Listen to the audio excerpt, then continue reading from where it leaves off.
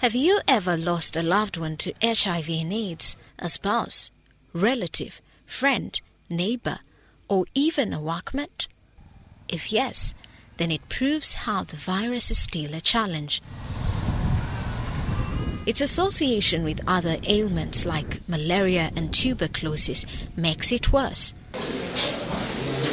The same reason, these still remain top among concerns by Uganda Country Coordinating Mechanism for Global Fund.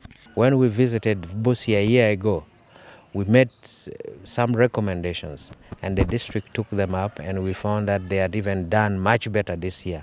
And so we are very happy, we are very proud that the community and the implementers are doing just what is in the plan, and we hope that we will continue to improve and provide the best service for our community.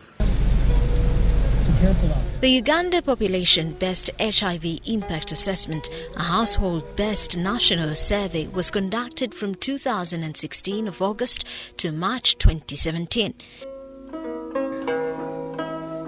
It found that the prevalence among adults aged 15 to 64 was 6.2%, with 7.6% prevalence being among females and 4.7% among males.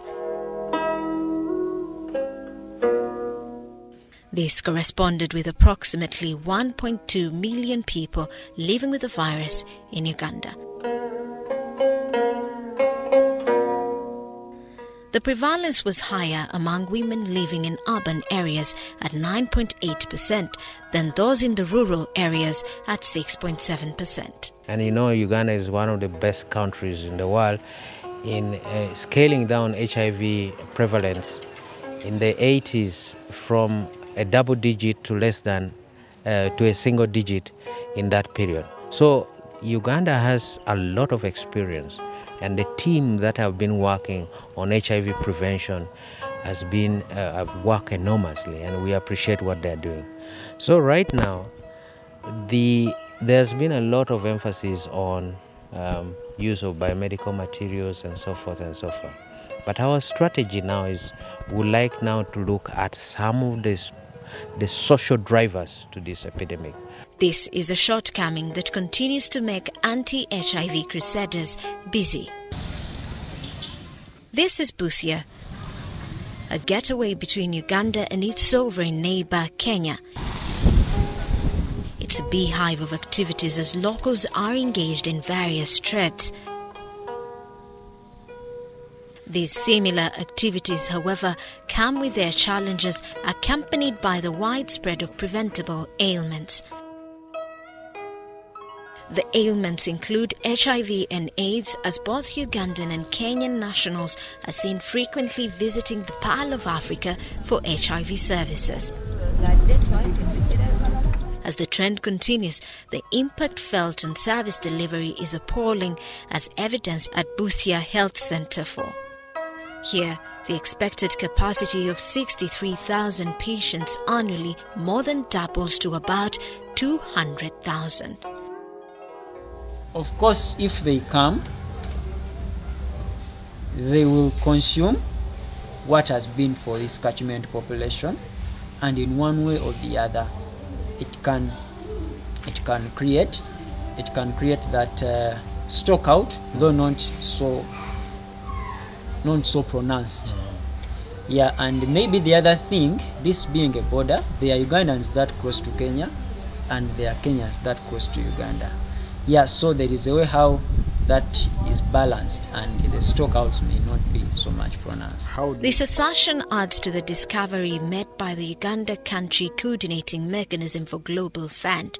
During a fact-finding mission in Busia district, they acknowledged shared services with Kenyan nationals, which once in a while leads to HIV drug stockouts. We noted that Busia, being a border district, one of the challenges is loss to follow-up. Because people come from the other side of the border, they do testing, and you know now the policy is test and treat, but following them up, those who have used pseudonyms, it becomes a big challenge. Like the center we visited, Busia Health Center 4, has 1,700 active clients that are receiving ARVs from the center, but they believe that it should have been more like 2,500 and what. But it being a border district, the major challenge is loss to follow-up. About 90 kilometers away is Mbale town, one of eastern Uganda's busiest area. Here, despite efforts in spreading the gospel against HIV and AIDS, one challenge remains visible among teenagers: peer group influence. It is break time at Mackay Seed Secondary School and students are seen in groups. We find ourselves doing what we are not expected to do at the right time. We do, I can call it a right thing, but we do it at the wrong time and in a wrong place, because as youth we are supposed to stay at school during the such that we can achieve what we want before we go in for that. But because we lack the person to advise us, we lack the person who can guide us and teach us that as the youth, we have to move like this, we have to do this. We find ourselves getting in for or getting affected with HIV. The challenge is partly blamed on parents said not to be doing enough for their children to avoid temptations.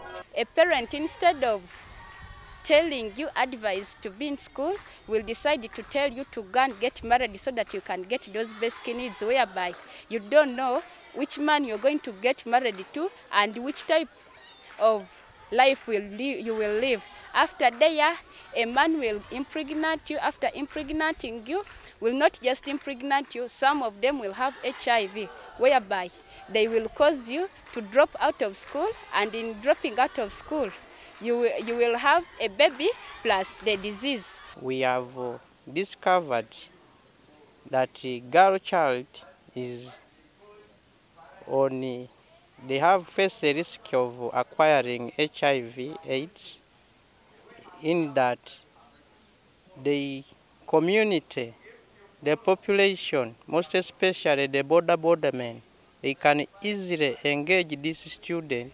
The fact that these students, the girl child, they come from poor background, that a child can stay at school without breakfast, sometimes even without lunch.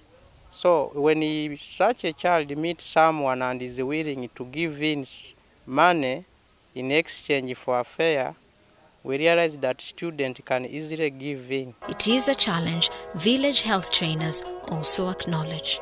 We are neighboring Busiu Town Council, where people dance karaoke. Sometimes the road construction people camp there, and their workers automatically interact with our youth in, say, in love affairs, and some girls from our area sneak there at night. Tomorrow they come back and again they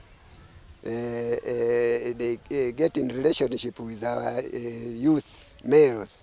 That is how the virus is increasing. Nzinga bwenda ba groups zezononya abana. Banga tuna abana tubera na abana bafu bulungi. But once they involve themselves in a group, that's how they get spoiled. Kati naba abalenzi group ezokunywa amalwa n'okunywa enjaga. Bana babera balamu tutte kusomera asomye bulungi tuwadda waka olaba ng'omwana abadde wano tali naawe. Ali wano tali naawe. Okomawo ng'amaaso gonna gamyuse. Omubuuza walidde ki? Kaki konywedde? Lyakuddamu birala. Timagwe mama go wagwa kumpaga katona muddamu. Mainly these children, you see, they don't select. Is whoever comes and is going to provide what they want at times. And of course, at times when they are coming to school, they provide some transport. Whether it's a man, they don't discriminate. So whoever approaches at times, because we have seen some of them going in for elder men, some of them fellow children at the same age. This is the situation Uganda Country Coordinating Mechanism for Global Fund found in eastern Uganda during their annual site tours. Domestic violence and stigma were top among the findings, yet with not much public sensitization on HIV, AIDS prevention and treatment. We found that when we went on establishing, we realized that most of these teachers were sick, but they could not open up. But after opening up, these teachers, even those whom we have on record, that who used to abscond from time to time, they are now full-time teachers at school. Even when they are absent, they communicate. Even some go get their drugs and then come and take at school.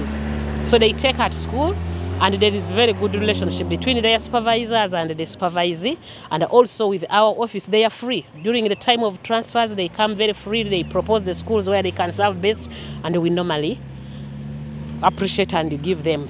If those who do not know their status are within the community, there is a lot of spread of HIV. They mentioned two issues, two things, two ceremonies. One is the Imbalu ceremony, where there's a lot of dancing that a child can even get lost for a week and you don't even know where she is.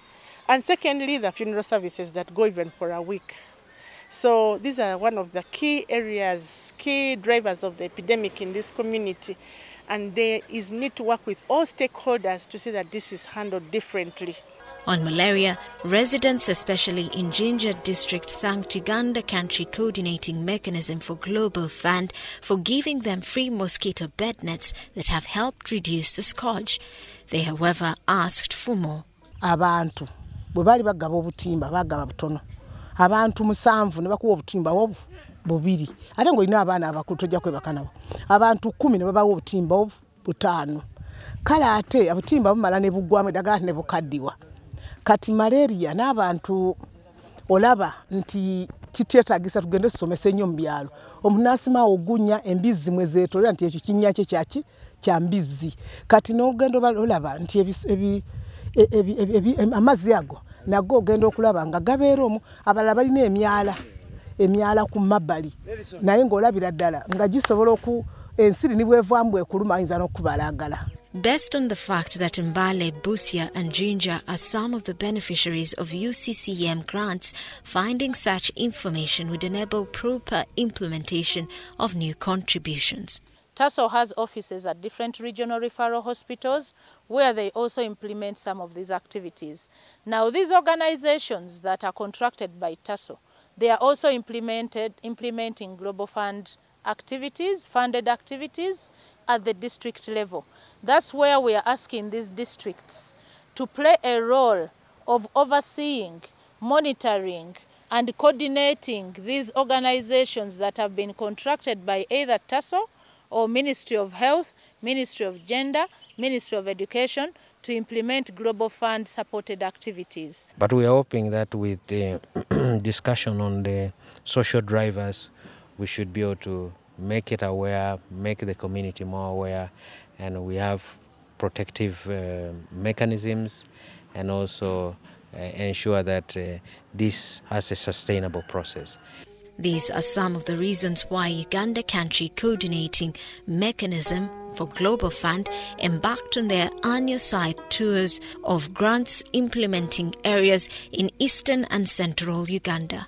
They started with meetings with Ministry of Health officials before visiting national medical stores. This was aimed at ascertaining the need for the transition warehouse and to check on the progress of the current construction for more 30,000 pallets. So we are here to look at this massive warehouse for drugs, for vaccinations, for condoms, for nets, for everything we need for our health sector. They will be stored here. It's going to be huge.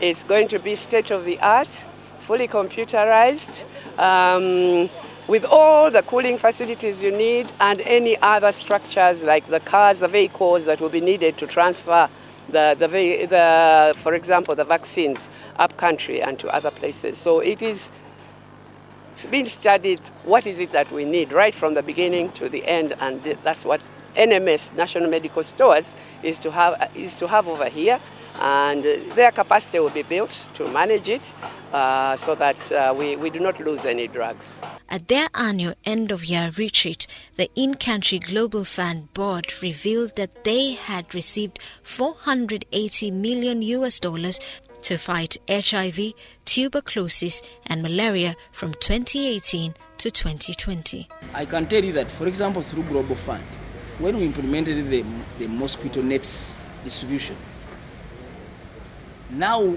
the information we have is that cases for malaria has drastically reduced. And I think everybody can go to the hospital and they see how many people are coming out of the hospitals seeking treatment for malaria. The number of children who are not going to school because of malaria, they are now able to go to school. So school enrollment and attendance has gone up.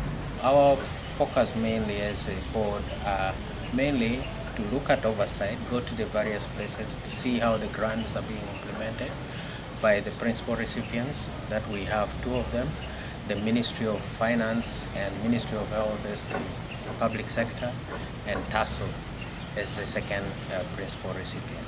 In order to seek services of TB, you have to be aware that of the symptoms.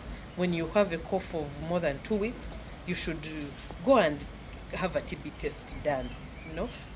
So those are some of the things, low awareness, you know, and also low adherence to TB treatment, which sometimes leads to loss to follow up of people who have TB. So how are you ensuring that the community is aware about this? We have some community initiatives coming up.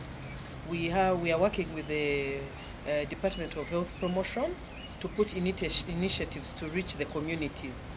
Established in 2001, the Uganda Country Coordinating Mechanism for Global Fund was created to fight AIDS, tuberculosis and malaria. In its concluded site visit to eastern Uganda, it looks forward to reflecting principles of participatory decision-making with focus on HIV prevention.